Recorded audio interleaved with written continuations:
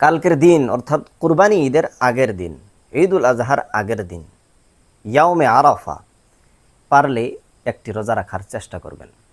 এই দিনের অনেক ফজিলত রয়েছে। রসুল আকরাম সাল্লাল্লাহু আলাইহি ওয়াসাল্লামকে জিজ্ঞেস করা হলো, ইয়া রাসূলুল্লাহ সাল্লাল্লাহু আলাইহি ওয়াসাল্লাম, ইয়াউমে আরাফার দিন রোজা রাখলে আমরা কি পাবো? নবীজি সাল্লাল্লাহু আলাইহি ওয়াসাল্লাম বলেছেন, ইউকাফিরুস সানাতাল মাজিয়াতা ওয়াল বাকিয়াতা। এ সাহাবারা, ইয়াউমে আরাফা অর্থাৎ কুরবানি ঈদের আগের দিন কোনো মানুষ যদি রোজা রাখে, আল্লাহর নবী বলেছেন তার 1 বছরের আগের গুনাহ আর 1 বছরের পরের গুনাহ আল্লাহ সুবহানাহু ওয়া তাআলা মাফ করে দেয়। হাদিস সহিহ মুসলিম শরীফের মধ্যে riwayat করা আছে। মানে ইবনু মাজ্জার ভিতরে আল্লাহর নবী সাল্লাল্লাহু আলাইহি ওয়াসাল্লাম বলেছেন, গুফিরা লাহু যামবু সানাতাইনি মুতাতাবিআইনি।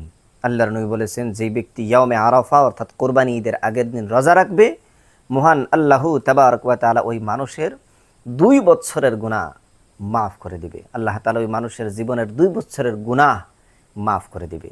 শুধুমাত্র একদিনের রোজা 2 বছরের জীবনের গুনাহ মাফ। যদি পারেন রোজা রাখার চেষ্টা করবেন কালকের দিন অর্থাৎ কুরবানি ঈদের আগের দিন। তবে এই রোজা নফলি রোজা আপনি যদি না রাখেন কোনো অসুবিধা নাই, আপনি গুনাহগার হবেন না। তবে যদি রাখেন এত বড় ফজিলতের হকদার হয়ে যাবেন যে 2 বছরের গুনাহ আল্লাহু তাবারক ওয়া তাআলা মাফ করে দিবেন।